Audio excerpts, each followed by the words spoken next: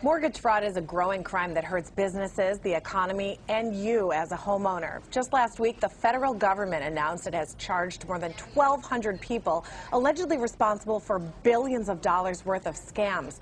While the government is doing what it can to curb fraud, there are some steps you can take to avoid being a victim.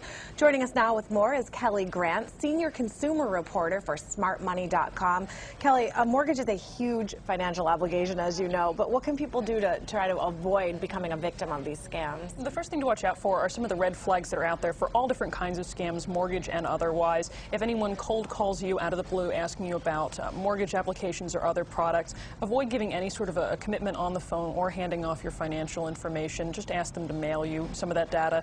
And then if there's somebody that is telling you an offer is only on the table for a matter of days or hours and you really can't think about it, that's another red flag that this is a deal you should probably take a pass on. Okay, and shop around. People should not just jump at the first thing, or if something's too good to be true, avoid that. Exactly, and how are you going to know if something is too good to be true if you don't really know what's out there for someone with your financial background and your credit score? So really make sure you understand all of the rates that are out there, some of the fees, some of the different loan structures, and then once you find a company that you think you want to do business with, check them out, make sure they've got all the proper licensing with the state regulators, they've got a good clean record with the Better Business Bureau, basically that they've got a good reputation. Yeah, that's what the Better Business Bureau is there for, right? They can be a huge resource in a situation like that. Also, read. So many people will say, well, I didn't read it, or I didn't see that.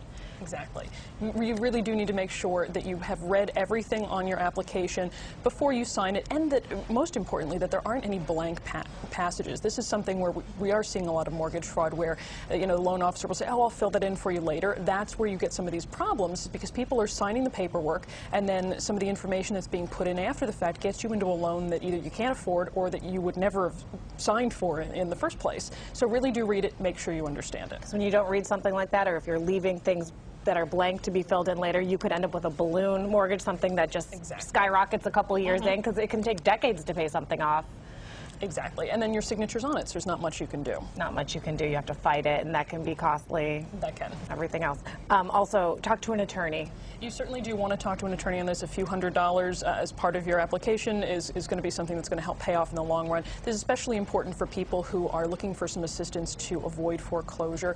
A lot of these mortgage scams have you basically signing over the title to your house to someone else, and that is something that you certainly want to avoid. So make sure you have a lawyer look over any of that paperwork. And if you feel you can't afford one, or you don't, there are also in your local towns, and aren't there government agencies, people that can help you look over these things? Yes, the Department of Housing and Urban Development has a list of approved counselors for people who need them. So that's always help there. And how about an appraiser? You need to look for a good appraiser? You really do. It's yet another form of mortgage fraud, is where the appraisal for the property that you're buying is either inflated or depressed. So you really want to make sure that you're hiring an appraiser that you trust, and one who really knows what the property values are in your particular area, and just make sure that they are doing a proper job.